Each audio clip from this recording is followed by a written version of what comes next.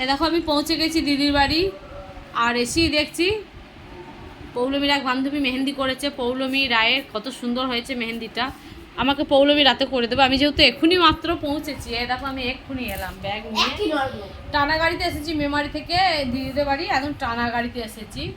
আর তারপর টোটো করে এসেছি। তো বাবা খুব চিন্তায় ছিল যে বৃষ্টি পড়ছিল, বেরিয়েছিলাম যখন বৃষ্টি মাথায় নিয়ে বেরিয়েছিলাম যে পৌঁছাতে পারবো নাকি। তো টানা গাড়িটা পেয়ে গেছি, খুব ভালো হয়েছে। তাহলে কাটা গাড়িতে এলে বৃষ্টি তখন পড়ছিল না, যতক্ষণ আমি এসে পৌঁছানো এতক্ষণ পর্যন্ত পৌঁছাচ্ছে মানে বৃষ্টি পৌঁছছে না।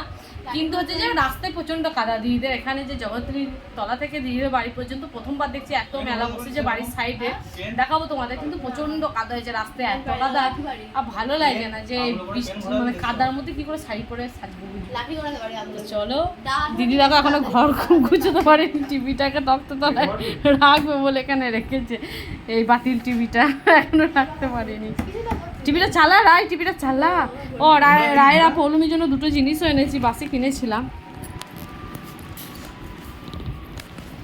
বাবারে খোলে না কেন? এই তো, এই দেখো শোনায় কয় ওদের জন্য কিনেছিলাম কাজু বিস্কুট। আর সোনাই নিয়ে যেটা চিড়া ভাজা। দেখো ওদের দু বোনের জন্য দুটো কাজু বিস্কুট। আর সোনাই বললাম আমি একটা চিড়া ভাজা খাবো, চিড়া ভাজা। আর টাকা দেখো ঝরে ঝরে পড়ছে, 100 টাকার নোট বাবা দিয়েছিল আসার সময়।